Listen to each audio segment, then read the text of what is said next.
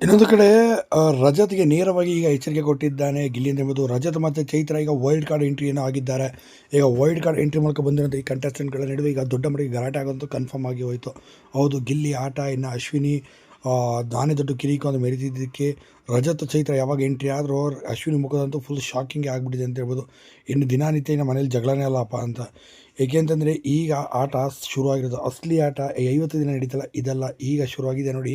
ಇದು ಅಸಲಿ ಆಟ ಈಗ ಸ್ಟಾರ್ಟ್ ಆಗಿದೆ. ಗಿಲ್ಲಿ ನಡುವೆ ಮತ್ತು ರಜತ್ ನಡುವೆ ಎಚ್ಚರಿಕೆಗಳ ಮಾತುಗಳು ಹೇಳಿದೆ. ಫೋನಲ್ಲಿ ಮನೆಯವರಿಗೆ ದೂರು ಕೊಡಬೇಕು ಅಂತ ಹೇಳೋ ವಿಚಾರದಲ್ಲಿ ನಡೆಯುತ್ತೆ. ಆಗ ಫೋನ್ ಮಾಡಿದಾಗ ಹೇಳ್ತಾನೆ, ರಜತ್ ಹೇಳಿರ್ತಾನೆ, ನಾನೇನೋ ದೊಡ್ಡ ಗಿಲ್ಲಿ ಅಂತ ಬಂದರೆ ಇವ್ನು ಯಾವ ಗಿಲ್ಲಿನೂ ಅಲ್ಲ, ಇವ್ನು ಬರೀ ಬುಲ್ಲಿ ಅಂತಂತಾನೆ. ಅದನ್ನು ಇಟ್ಕೊಂಡು ನಾನು ಅಷ್ಟೇ, ಇವ್ನು ಬರ್ಬೇಕಾದ್ರೆ ದೊಡ್ಡ ಮಾಸಾಗಿ ಬಂದ, ಈಗ ಟುಸ್ ಪಟಾಕಿ ಹಾಕಿ ಕೂತ್ಕೊಂಡಿದ್ದಾನೆ ಮೂಲೆಯಲ್ಲಿ, ಏನೂ ಮಾಡೋಕ್ಕಾಗಲ್ಲ ಈತನ ಕೈಲಿ ಅಂತ ಹೇಳಿ ನೇರವಾಗಿ ಗಿಲ್ಲಿ ಎಚ್ಚರಿಕೆಯನ್ನು ಕೊಡ್ತಾನೆ. ನಿನ್ನೆ ಎಪಿಸೋಡ್ನಲ್ಲಿ ತುಂಬಾ ಡಲ್ ಆಗಿರ್ತಾನೆ, ಆದರೆ ಇವತ್ತಿನ ಎಪಿಸೋಡ್ನಲ್ಲಿ ಫುಲ್ ರೊಚ್ಚಿಗಿದ್ದಾನೆ. ಗಿಲ್ಲಿ ಕೊಟ್ಟಿರೋ ಶಾಕಿಗೆ ರಜತ್ ಕಕ್ಕ